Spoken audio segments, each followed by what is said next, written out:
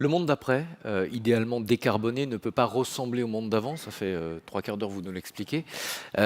Cela dit, vous nous parlez de décroissance. C'est ça le monde d'après? C'est forcément la décroissance? La décroissance des flux physiques est inexorable, oui. La décroissance économique, elle sera ce que sera la convention. Ouais. Oui. C'est court? Alors, je vais essayer d'élaborer un peu. Oui. Le flux physique, en physique, l'énergie est une unité de quantification du changement. C'est à ça que ça sert, hein. Donc vous avez de l'énergie quand vous quantifiez un changement de température, de vitesse, de composition chimique, éventuellement de forme, module de Young, d'Ersor, etc. Enfin bref. Donc l'énergie, partout en physique, c'est ce qui sert à quantifier un changement. Donc moins d'énergie, c'est par définition en physique moins de changement. Donc à partir du moment où vous avez moins de changements, vous avez moins de transformation de minerai de fer en fourchette, vous avez moins de transformation de verre à soie en écharpe, et vous avez moins de transformation de sable en verre, voilà, par définition. Donc un monde qui se contracte sur le plan énergétique, et il va se contracter sur le plan énergétique de toute façon, est un monde dans lequel les flux physiques se contractent.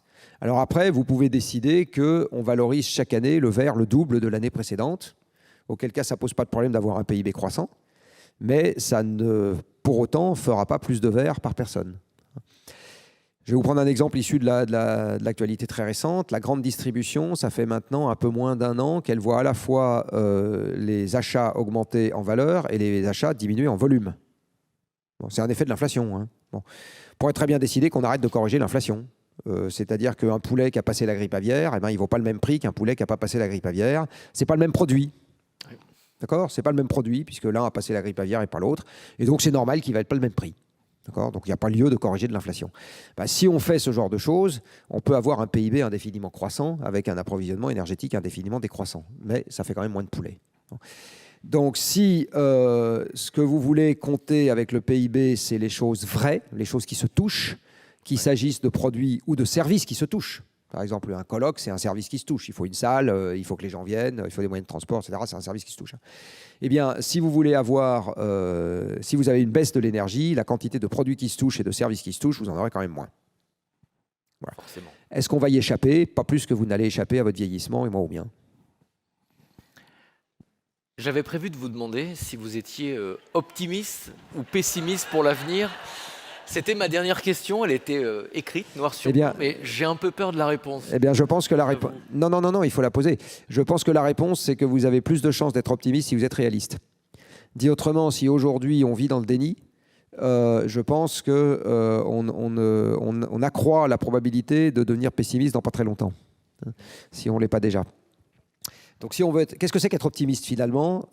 C'est considérer qu'on a toujours la maîtrise de son destin et qu'on a de la prise sur ce qui va nous arriver.